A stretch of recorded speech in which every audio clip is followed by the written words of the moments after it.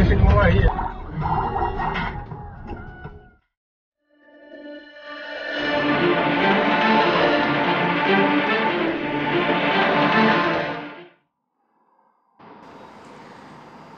malam pemirsa, apa kabar Anda? Saya Dwi Anggia kembali menemani Anda malam hari ini di Dua Sisi. Pemirsa, sudah hampir sepekan atau sepekan lebih Direktorat Lalu Lintas Polda Metro Jaya melakukan razia terhadap kendaraan dinas ataupun kendaraan pribadi dengan kode RF atau yang biasa dikenal dengan plat nomor dewa dalam tanda kutip ya.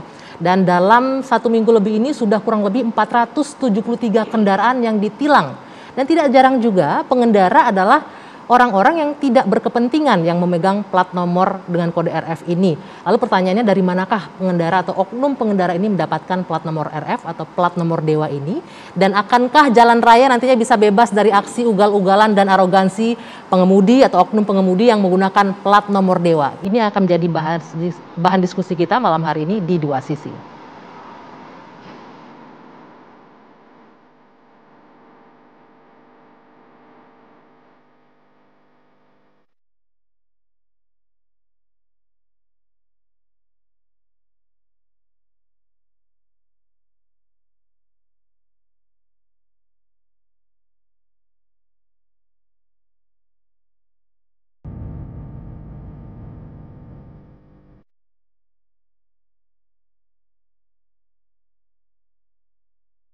Ini kerekam. Orang dia nutupin dari tadi.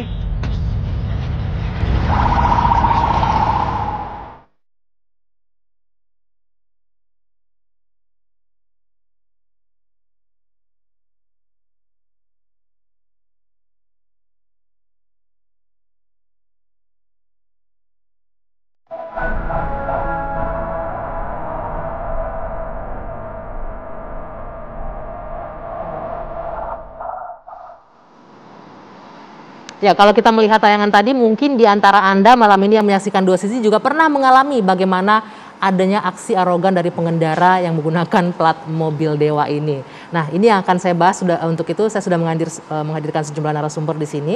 Saya perkenalkan mulai dari sini ada Bung Johnson Panjaitan, anggota dari Indonesia Police Watch. Selamat malam. Malam, Anggia. Sehat ya, Bang? Sehat. Oke. Dan di sebelah kiri saya ada Kombes Pol Sambodo Purnomo Yogo, Dirlantas Polda Metro Jaya yang sudah berkenan hadir. Selamat malam Mas Sambodo. Selamat malam Mbak Anggi. Sehat ya Mas ya? Alhamdulillah sehat. Ini lagi sibuk semingguan ini kayaknya merazia plat nomor dewa. lumayan. Oke, di ujung sana ada Bung Azaz Tigor Nenggolan, pengamat transportasi. Selamat malam Bang Tigor. Malam Mbak Anggi. Oke, ini kayaknya udah nggak sabar. Ini kita juga mengundang pemirsa di rumah untuk bergabung melalui line telepon kami yang kami hadirkan nomornya di layar kaca nanti untuk bisa mungkin menceritakan pengalaman bagaimana berhadapan dengan oknum pengendara yang ugal-ugalan yang menggunakan kode RF atau plat nomor dewa ini. Saya langsung ke Pak Dir Lantas. Ini sudah 1 minggu lebih ya. Tadi informasinya Anda menyebutkan ada 473 yang sudah ditilang. 473 dengan berbagai macam jenis pelanggaran, baik ganjil genap, bahu jalan di tol, kemudian rotator dan sirine. Tetapi memang paling banyak adalah pelanggaran ganjil genap. Pelanggaran ganjil genap. Boleh nggak kita pengen tahu dulu nih, tiba-tiba kok Polda Metro Jaya merazia ini? Apakah memang karena banyak nih dikeluhkan oleh masyarakat mengenai penggunaan plat dewa yang ugal-ugalan di jalanan atau ada hal lain? Memang penindakan yang kita lakukan sudah dari seminggu yang lalu sampai sekarang masih terus berjalan. Ini diawali dengan banyaknya keluhan dan komplain masyarakat terhadap beberapa pengendara yang menggunakan plat nomor khusus dan rahasia ini yang kemudian menimbulkan gangguan di jalan, arogan, kemudian menggunakan strobo, dan kemudian mereka melintas ganjil genap dan sebagainya. Gitu. Sehingga kemudian dari situ kami kemudian melakukan upaya penegakan hukum, sekaligus juga memberikan sosialisasi dan edukasi kepada masyarakat bahwa semua plat nomor itu tidak punya privilege apa-apa.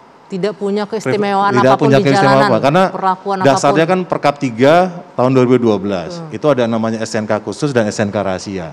Yang tujuannya adalah kalau SNK rahasia itu diberikan kepada petugas intelijen ataupun penyidik yang sedang dalam melaksanakan tugasnya memerlukan kerahasiaan.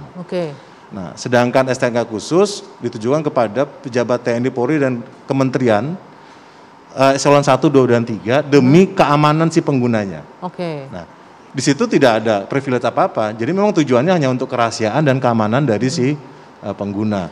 Namun kenyataan di lapangan malah kemudian penggunaan plat nomor itu banyak menimbulkan keluhan dari masyarakat pengguna jalan lainnya. Nah, saya potong sedikit. Untuk mereka yang tadi dinas dan lain-lain itu penggunaan strobo, rotator, dan sirene bahkan itu diperbolehkan? Tetap tidak boleh. Tidak boleh ya? Tidak boleh, tidak. Jadi selama dia menggunakan plat hitam, maka hak dan kewajibannya sama di muka hukum. Oke. Jadi mereka wajib ikut aturan, wajib patuhi peraturan lalu lintas, terkena aturan ganjil genap dan sebagainya. Nah, ini kalau kita lihat nih, boleh ditampilkan kembali teman-teman tayangan tadi bagaimana aksi pengguna plat RF atau plat dewa ini di jalan raya. Kita lihat yang ini ya. Ini Pak Dir, sempat direkam oleh masyarakat dan diunggah ke sosial media bagaimana aksi ugal-ugalan dari pengendara, oknum pengendara ya kita menyebutnya ya. Kita nggak tahu siapa persis. Itu menggunakan lampu apa itu yang biru? Rotator. Ya, rotator dan sirine. Rotator. Ini nggak boleh harusnya ya? Tidak boleh, tidak boleh. Karena yang boleh menggunakan itu di dalam Undang-Undang Lalu Lintas itu ada tertentu saja. Pertama misalnya TNI itu Polri menggunakan atau iring-iringan resmi. Ya, menggunakan rotator warna biru. Sudah diatur. Ambulans, pemadam kebakaran menggunakan rotator warna merah. Kemudian petugas pemeliharaan fasilitas umum menggunakan rotator warna kuning. Oke, ini satu lagi nih Pak. Di luar itu tidak boleh. Ini ya, juga nggak boleh nih ini ya. Pelanggaran. Pelanggaran. Iya. Termasuk ini juga ada pengguna plat RFJ sendiri tidak termasuk yang penggunanya secara khusus diperbolehkan. Iya. Mobil pejabat. Hanya ada pakai 7 jenis kendaraan di dalam pasal 134 Undang-Undang Lalu Lintas dan Angkutan Jalan yang mempunyai hak prioritas. Dan yang boleh menggunakan strobo dan rotator ataupun sirene? Tidak juga. Yang menggunakan strobo dan rotator itu hanya 3 jenis tadi. Tapi yang punya hak prioritas jalan itu hanya ada 7. Oke. Mulai dari pemadam kebakaran, ambulan, petugas, iring-iringan kepala negara dan sebagainya. Sebentar, Mas Sambodo. Ini kalau kita lihat nih malahan memblokir jalan pengendara lain nih dengan ugal-ugalan. Iya. Nah, pelanggaran-pelanggaran seperti inilah yang kemudian kami tangkap aspirasi dari masyarakat bahwa udah nggak benar ini gitu. Sehingga kemudian kita melakukan upaya penegakan hukum untuk memberikan efek deterrence juga kepada yang lain, termasuk juga sosialisasi kepada masyarakat bahwa semua yang menggunakan plat hitam sama hak dan kewajibannya di depan hukum. Mereka wajib patuhi pada aturan lalu lintas. Tadi kan Anda menyebutkan sudah ada aturan kendaraan yang mana yang boleh dan tidak. Sekarang bagaimana caranya saya misalnya kalau lagi di jalan raya atau penonton atau publik agar tahu ini boleh nih mereka menggunakan ini nih, boleh dikasih jalan dan lain-lain. Nggak ada. Nggak bisa tahu juga kita ya. Artinya selama mereka tidak termasuk 7 kategori itu, mereka tidak boleh tidak punya hak apapun yang lebih daripada pemakai jalan lainnya. Hanya 7 kategori yang punya hak prioritas penggunaan jalan berdasarkan pasal 134 Undang-Undang Lalu Lintas dan Angkutan Jalan. Jadi nanti kalau di jalan ketemu yang maksa-maksa minta jalan nggak usah dikasih jalan aja kali, boleh. Iya. Ya itu tergantung kepada si gitu ya, Bang pengendaranya masing-masing ya. Nah, ini yang saya yang jelas masyarakat harus tahu bahwa itu salah. Salah ya. Oke, ini juga mungkin edukasi dan sekarang buat publik. Kan banyak justru yang sebetulnya secara hukum mungkin tidak ada petugas, tidak terjangkau, tetapi sanksi sosialnya jalan. Betul, seperti yang tadi kita saksikan. Di media, di foto, di upload, diviralkan gitu pelanggaran-pelanggaran itu. Nah, saya mau ke Bang Tigor dulu. Bang Tigor, Anda sebagai pengamat transportasi juga melihat atau merasakan nggak sih atau menampung keluhan dari masyarakat hal serupa sering terjadi di jalanan? Ya, saya sering mendapatkan ini ya, short message gitu ya dari teman-teman tentang penggunaan jalan tadi yang disampaikan oleh Pak Sambodo tadi. Dan saya juga merasakan, coba deh kalau di jalan tol itu Mbak Anggi, tiba-tiba dia bunyiin rotatornya kan, biru lagi. Betul. Kan kalau biru itu penegak hukum harusnya Pak ya.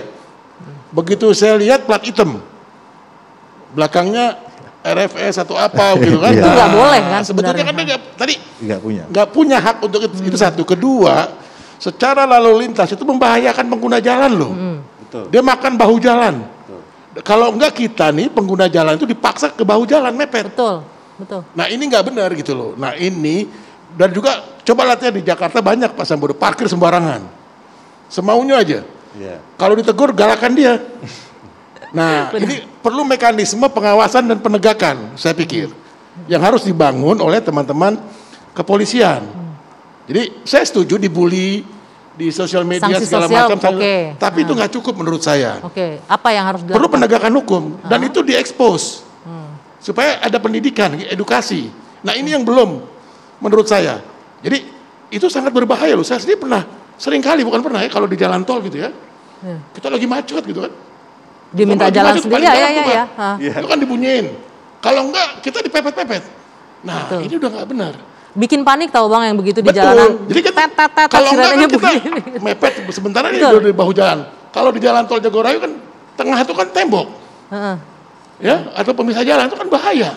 Oke. Nah, ini satu. Jadi kedua memang perlu ditertibkan juga adalah bagaimana mendapatkan itu gitu loh. Nah ini nanti jadi jangan sampai so jagoan gitu loh. Oke, tahan dulu nanti. Itu. Gimana cara mendapatkannya? Karena juga kita nggak tapi juga tadi bagaimana menindak mereka. Masyarakat ada kanal untuk melaporkan ini gitu loh. Betul. Jadi kita masih ingat mungkin kasus Rahel V-nya, salah seorang artis yang menggunakan plat RFS itu. Kalau kayak gitu dari mana dapatnya Pak Dir? Nanti kita jawab ya usai jeda. Sesaat lagi Dua Sisi akan kembali.